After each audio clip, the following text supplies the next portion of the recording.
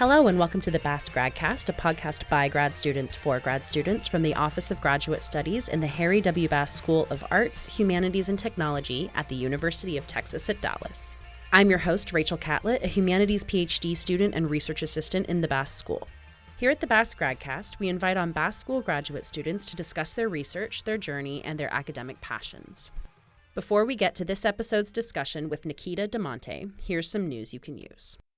The Spin Gallery is currently hosting Contexts and Communities, an exhibit curated by Humanities PhD student Rebecca Kai and featuring selected images from the Comer collection. Contexts and Communities interrogates and celebrates communities, photographers, and the context surrounding them. The exhibit focuses on various communities, including families, neighborhoods, and environments, addressing themes of precarity and care in communities in relation to the people on both sides of the camera. This exhibit is open from now until March 2nd, so be sure to stop at the Spin Gallery just off campus before then. Joining me today is Nikita DeMonte, a literature PhD student who also earned her master's degree here at the University of Texas at Dallas in 2019. She has worked as the instructor of record teaching world literature with a focus on women writers and female characters that made a radical change in the thought processes and treatments of working women and women as artists. She is also currently president of the UT Dallas chapter of Sigma Tau Delta. Nikita's essay, Re-Embodiment and Hybridity, Women's Bodies in Select American Science Fiction, was recently published in the Indian literary journal Muse India, and her poem Silence was published in Reunion, the Dallas Review. Nikita is currently working on her dissertation, and she has presented her research ideas at several conferences and hopes to one day publish her ongoing thesis as a scholarly book.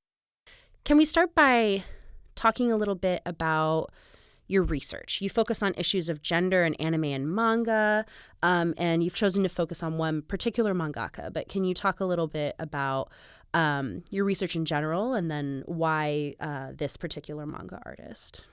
So I'll start at the beginning because I would say, even though I'm considered like a scholar in anime and manga, I'm fairly new to the field myself. I would say 4 or 5 years since I've started like taking an interest in Japanese anime and manga.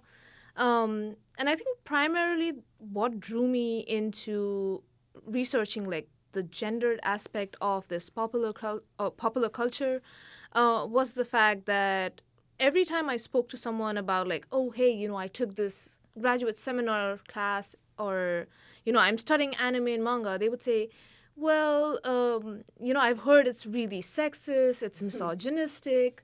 And I would be like, well, I haven't heard too much of that because I was primarily reading stuff that was, written by these really big names like Miyazaki, like Miyazaki's work or Tezuka's work. But when I started getting into it a little bit more, and all these comments in the back of my head, which were like, oh, it's a sexist, misogynistic form of popular culture, I started noticing that while some of them were not outright misogynistic or like sexist, there was sort of a lack of female characters in certain animes or mangas, especially in the demographic that caters to the shonen, which is teenage young boys. You have mostly male protagonists, and there's these battle scenes and stuff like that. And that's when I came across Rumiko Takahashi, who's the mangaka that I'm dealing with. And she primarily started her career writing shonen. And she has some really interesting female characters sprinkled through her works, which is why I chose her. But at the same time, I'm also in my research now looking at I'm actually titling it as 20 groundbreaking female mangakas. Oh, okay. So you're spreading out from just Rumiko. Yeah. So just like one chapter is going to be dedicated to these 20 groundbreaking female mangakas that are sort of, and they're not just shonen. They're dealing with seinen manga. They're dealing with shoujo. Some of them even wrote like adult manga. So I'm just looking at that and looking at how they sort of maybe influenced people around them, other female mangakas, and maybe also had an impact on Takahashi. So I'm looking at people primarily before Takahashi, her peers, and then maybe how she sort of paid forward that inspiration that she got from her predecessors. For people who aren't familiar with Takahashi, can you talk a little bit about who she is, why her work is significant, and why she was a figure that, besides just being a woman working in manga, why she's a figure that pulled you and pulled your interest? So I think one of the reasons is Takahashi is a very private person, so there's not too much about her personal life out there. But I do know this for sure that she always used to doodle in the margins for her notebook. But she never really thought of manga as a career at that point of time. And then there's also, she had this interview where she talks about how her parents told her to get a serious career because manga or manga making was a hit or miss. Like you had to be picked up by a publishing company for you to actually make it big, and then fan reception, audience reception, like all of that mattered. And that sort of resonated with my own experience as like an Asian person coming from India, because that's what happens with most of us, where we like choose an engineering degree or choose like something where you can earn money. So it's got to be business engineering, or it's got to be like the medical field. So you have to be like a doctor or a nurse or something of that sort. But then for someone like me who's trying to work in like literature or the arts or humanities, we often get told the same thing, that look for a serious career. This is not going to pay or make money for you, right? And then like for her, her success was almost instant. Like she was still in college. She had enrolled in, I think it's called Gekiga Sonjuko. I may mess up the pronunciations. I apologize for that. But that's where she started working on Yurusei Yatsura, which was her first work. And almost immediately she won like the newcomer mangaka award. And that's where her journey starts, essentially. And at least from my research, I see that she instantaneously had success, unlike some of the other mangakas that I'm looking at that sort of struggled. So that makes it an interesting field or an interesting subject to look at, just in terms of like what did she do so differently that made her immediately stand out from her female peers. And then she also gets dubbed as the princess of mangaka by her fans. And if she's the princess of mangaka and you go out and look at scholarly works or like books that are published about her, there is absolutely nothing. Unlike the book that I sort of read when I was new to anime and manga, which was The God of Manga, Osamu Tezuka. There is nothing for female mangakas. So I would just, for me, it's a start. Like the princess of manga, like Rumiko Takahashi, and then inspire maybe other people to sort of take it from there and research about more female mangakas too.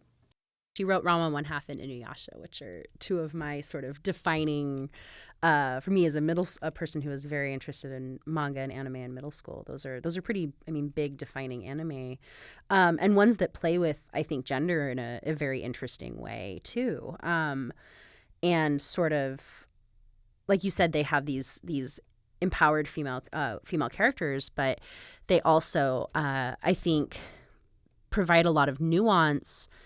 Blending, the shonen genres and also, genres that typically would be, or maybe like providing an accessibility for a young girl viewer or a young woman viewer that maybe wasn't there in some other manga and anime at a similar, period of time.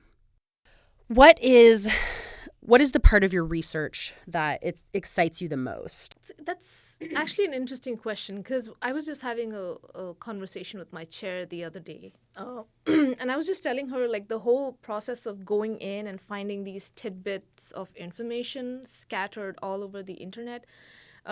Since there's no like dedicated place where you can find maybe statistics about the publishing industry, and there's so much that we as consumers of the form don't sort of realize. So for me, just going in and sort of getting that information is what excites me the most. Like even if it's not relevant to my research, going in and seeing information that as a consumer I probably never paid attention to. In this case, like I was doing research on the publishing industry, and I was looking at maybe how much mangakas get paid, because you would assume, people who create works like Naruto or even Ranma 1/2 or Inuyasha, because these are well-consumed, well-read works, and you would assume that they're like rolling in money, right? That's our like Western perspective or our consumerist perspective. Sure, especially because even in the West, these are huge titles, at least among anime and manga fans. But when you go in and see how the mangakas are treated and what their lifestyle is, that's kind of shocking. So just like getting to know the behind the scenes, like the BTS version of creating manga, anime, and then sort of seeing how, not directly, but indirectly, maybe mangakas are fighting back, or sort of pushing back against this repressive publishing industry. Like all of that is sort of something that excites me a lot because it's proper deep dive research. It's not just like you're reading scholarships and then you're reading a book and you're not getting too much into the background of the creator or the publisher. So I think that for me is something that is basically my entire project excites me. No, I love that. I think that's a lot of scholars, right? Is the part that we get really excited about is, like, I like that you called it proper deep dive research, is the part where we get to sort of play academic detective, right? And start to find and make those connections that really serve our research. It sounds like there's a big component not only about gender in this project for you, but also about labor. And sort of, can you talk a little bit about how you're working through these problems of labor, or how they're related to your dissertation? Yeah, so how I'll start at the beginning. So we start with, if you're talking about anime and manga, we talk about, they're not divided by genres per se. They're divided more on the basis of the demographics they serve. So like shonen would be for young teenagers, shoujo would be for young teenage girls. Then you have seinen and josei and kodomumuke, which is for, kodomumuke is for really young children, like elementary level. And then I think the most popular demographic is shonen, followed by shoujo. But even the difference between like copies sold for each of these manga magazines, there is a large difference between shonen and shoujo. So like shonen is by far the leader in sales. And that's the more masculinized, The more right? masculine. Tends to be more teenage boys fighting, Bleach, things like this. Like martial arts, sports. It's like one teenage boy going out in the world to save. Naruto, One Piece, these sort of iconic. Yeah, I like the one teenage boy going out to save everyone. I mean, it's true. Yep. So that's basically it, and it's catering to, these young boys. But that doesn't mean that girls don't read that, because there are a lot of female that enjoy reading shonen more than they would shoujo.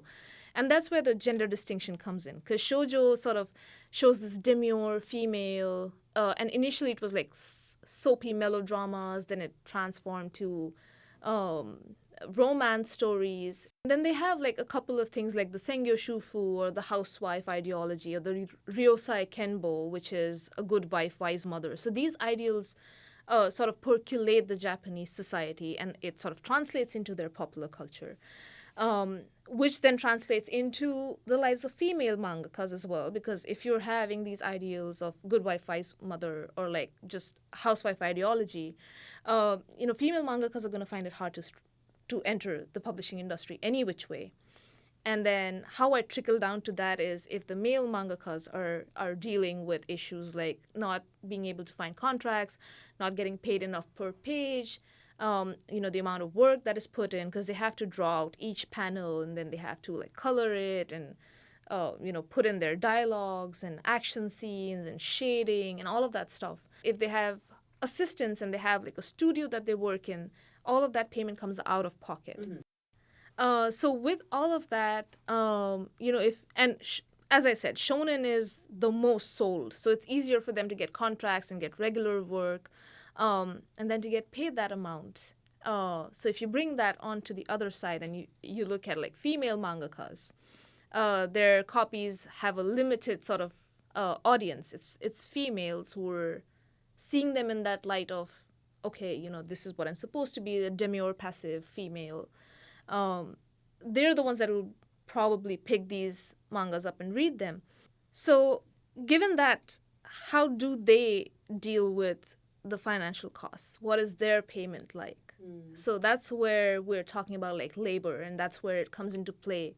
also about a gendered capitalistic society, so to speak. Cool, yeah. So looking at these structural ways, these structural issues of labor that also affect female mangaka. That's fascinating. So you're currently writing your dissertation and anticipating defending around the end of this year, around the end of 2024.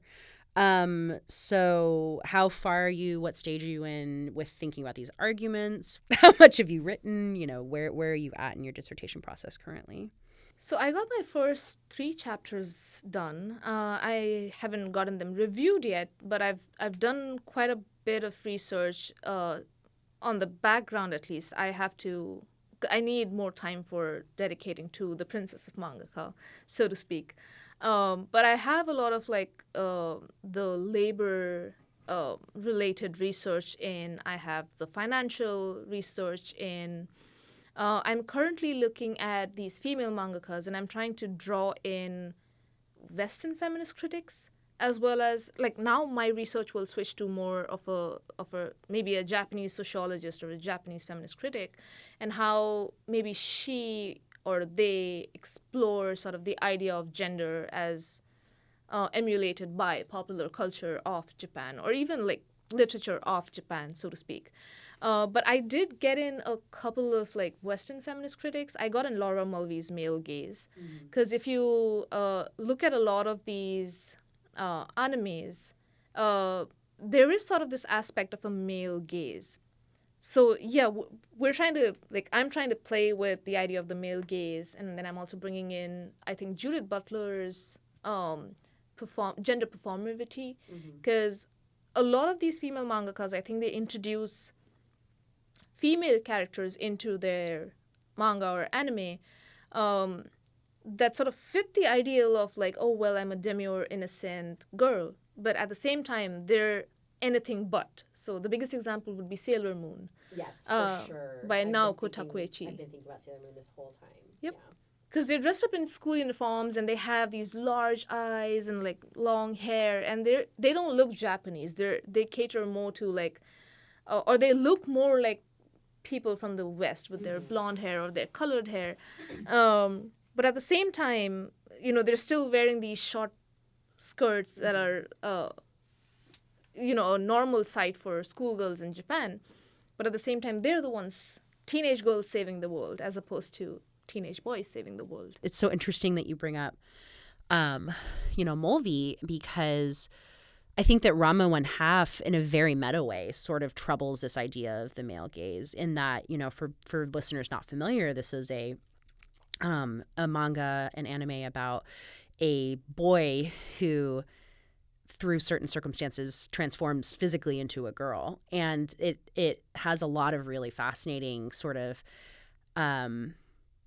ideas and things about gender, and about what gender is and where the boundaries of gender are, and also sort of, like I said, troubling the idea of the male gaze in a very meta way, because we do see Ranma in some ways drawn in a more sexualized way, a la other female characters in manga or anime, but Ranma's not a girl necessarily, when he's transformed. I mean, he identifies as a boy mostly. He's not necessarily a trans character or a genderqueer character. I mean, obviously it's squidgy in terms of when you're thinking about it at a scholarly level. But so I think Takahashi is doing some really fascinating sort of revolutionary work there too, with these Western theorists that you're pulling in with Mulvey and Butler. So she's sort of an ideal candidate for yeah an ideal candidate for you to be thinking through these Western ideas through this Japanese artist. That's amazing. What advice would you give to your peers who are not yet at the stage that you are in your dissertation process, whether they're still in coursework or field exams, what have you? So for those who are in coursework and who are yet to figure out what they want to sort of focus on or in while working on their dissertation, I would say find something that sort of intrigues you and interests you. Because if you're doing something just because it's popular and just because someone asked you to do it, you won't be as invested in the process of doing the research. Because because you'll treat it as a task, right? It's just like, oh, it's just another, job that I have to do. For me, I think this was a topic of my choosing, and I chose my committee based on that. So a lot of things fall into place once you know what you're doing. So if you know, like for me, when I knew I was going to work on anime and manga, I think I knew that in 2019 when I graduated with my master's and decided to take a year off. I sort of figured out that if I ever come back for a PhD, maybe this is what I will do. But I needed more time to figure out my committee. I knew who my chair was going to be. So I had my steps in place even before I started the PhD program. For those who are doing the field exams, it gets better. That's what I'm going to say. Oh, Lord. 'Cause you have a lot more leeway about like how you want to write, what you want to write once you're done with the field exams and the dissertation proposal. So I would just say like hang in there till you're able to write your dissertation and sort of work on it in ways that you want.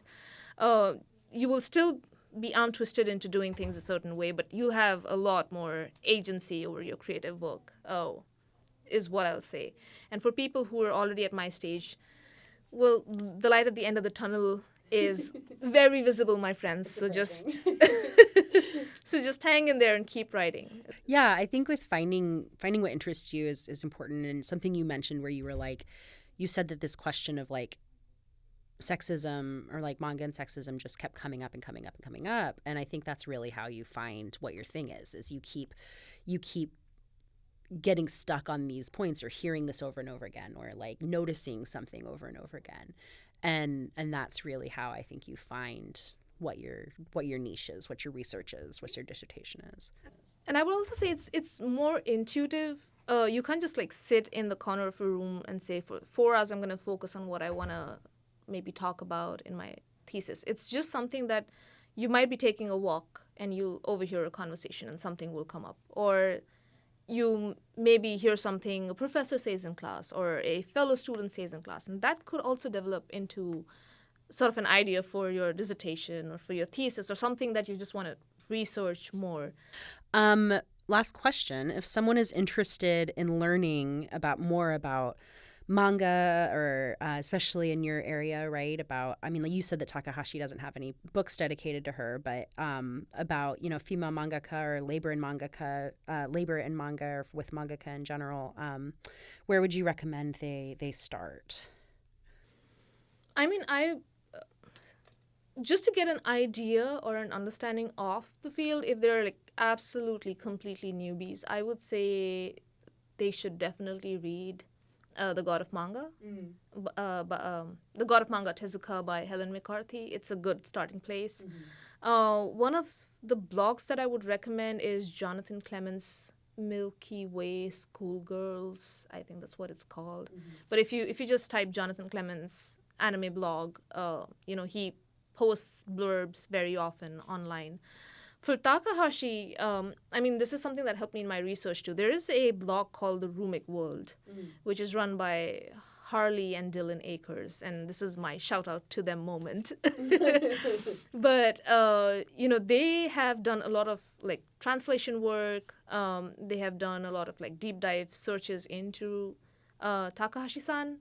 So I would say like looking at that blog would be another starting point. And if you specifically want to learn about my topic, well, I am available on Teams, reach out to Nikita, emails, whatever.